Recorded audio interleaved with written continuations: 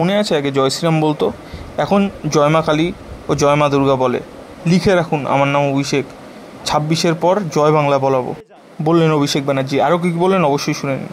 এবং এটাই 21শে জুলাইয়ের বৈশিষ্ট্য, যে প্রতি বছরের 21শে জুলাই আগের বছরের 21শে জুলাইকে ছাপিয়ে যায়।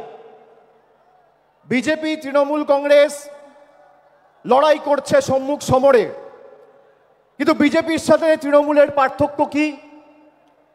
বিজেপির কাছে এত অর্থবল, এজেন্সি, গদি মিডিয়া, সংবাদ মাধ্যমের একাংশ, বিচার ব্যবস্থার একাংশ, election commission, enforcement directorate, CBI, income tax, পেগাসাসের মতো সফটওয়্যার লাগিয়ে আমাদের ফোনে আড়ি পেতেও বাংলা জিততে পারেনি। তার কারণ তৃণমূল কংগ্রেসের মতো একটা কর্মী বিজেপিতে নেই, আর আগামী 100 বছরে তৈরি হবে না।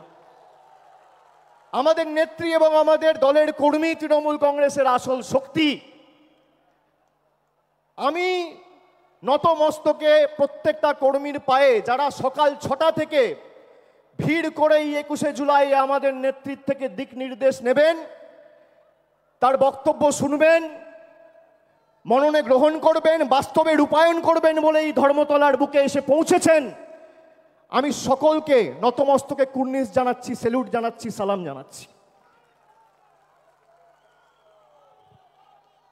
2024-এর 21শে জুলাইয়ে আমরা বলেছিলাম যে 26-এর যে লড়াই আছে, আপনারা প্রস্তুত হন, সকলকে ঐক্যবদ্ধ হয়ে প্রস্তুত হতে হবে। আপনারা দেখেছেন আজ থেকে ঠিক 16-17 মাস আগে 2024-এর নির্বাচনের প্রাক্কালে তৃণমূল কংগ্রেস ব্রিগেড চলো সমাবেশের ডাক দিয়েছিল।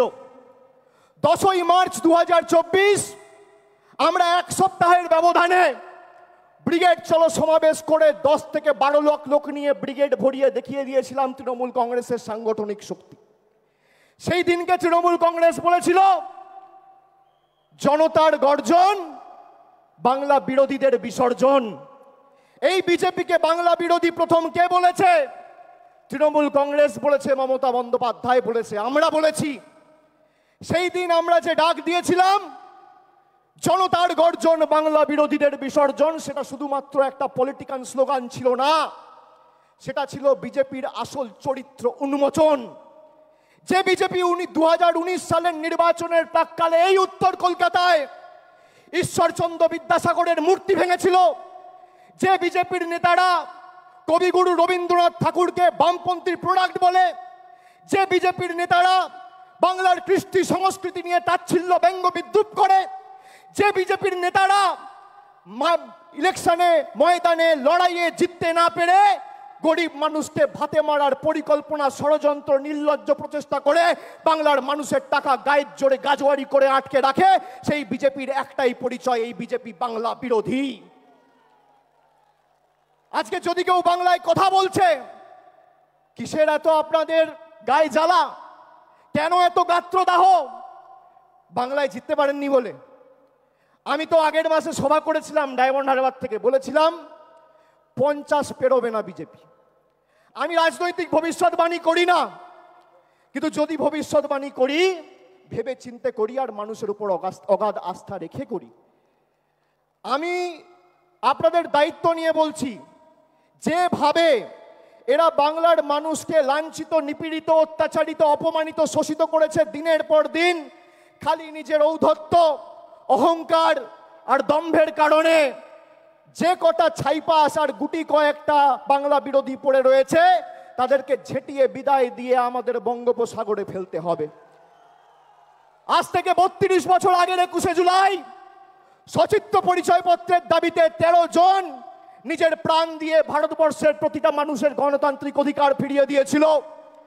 2025-এর 21শে জুলাই আজও যদি ইলেকশন কমিশনের কারচুপি রুখতে তৃণমূল কংগ্রেসের কর্মী সমর্থকদের রাস্তায় নেমে প্রাণ দিতে হয়, আমরা দেবো। দরকার হলে মমতা বন্দ্যোপাধ্যায়ের অনুমতি নিয়ে দিল্লিতে বৃহত্তর আন্দোলন তৃণমূল কংগ্রেস করবে।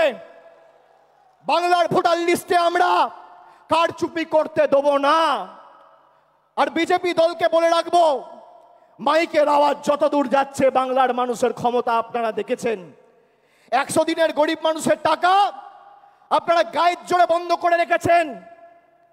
আমরা দিল্লিতে গেছি আন্দোলন করতে, জনজাতি, মূলবাসী, তপশিলি জাতি, উপজাতি সম্প্রদায়ের প্রতিনিধি, জনপ্রতিনিধি চুলের মুঠি ধরে মহিলাদের টানতে টানতে, ছেঁচড়াতে ছেঁচড়াতে আপনারা কৃষি ভবন থেকে দিল্লি পুলিশকে দিয়ে বার করেছে।